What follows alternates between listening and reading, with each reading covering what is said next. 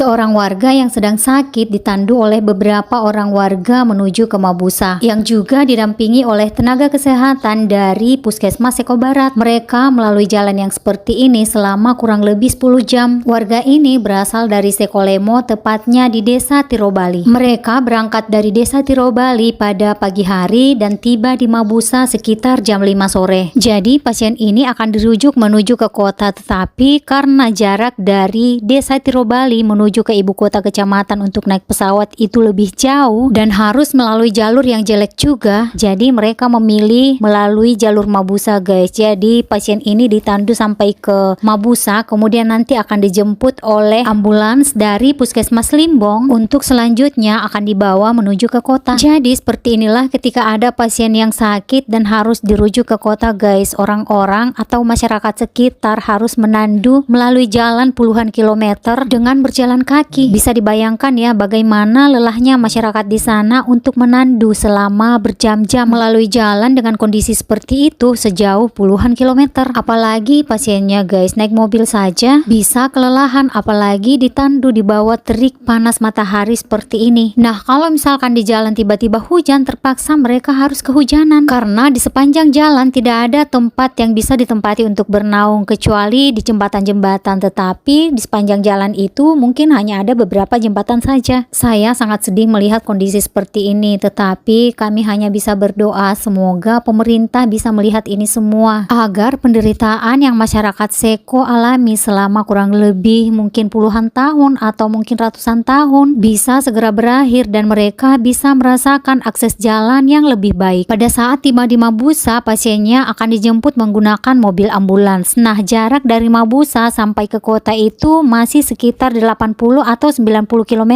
guys. Jadi masih butuh waktu yang lama berada di dalam mobil ambulans. Di sini mereka beristirahat sejenak sebelum kembali melanjutkan perjalanan. Bagi masyarakat Seko, pemandangan seperti ini adalah hal yang biasa karena mereka sudah terbiasa menandu pasien untuk dirujuk ke kota melalui jalan yang jelek selama berjam-jam. Rasa lelah mereka terkalahkan oleh rasa senasib sepenanggungan. Apa yang kamu rasakan itu pula yang kami rasakan. Kalimat itu terdengar sederhana tetapi maknanya sangat dalam, seolah jadi jembatan empati yang tulus, dalam artian bahwa kamu tidak sendiri. Ada yang mengerti, ada yang ikut merasakan. Sakit yang dirasakan oleh satu warga akan dirasakan oleh warga yang lain juga. Jadi mereka ini melalui jalur yang dari Mabusa tembus ke Sekolemo, bukan jalur menuju ke ibu kota ya, guys, karena jalur ke ibu kota juga lebih jauh, makanya mereka memilih melalui jalur ini. Saat mereka merasa kelelahan, mereka akan beristirahat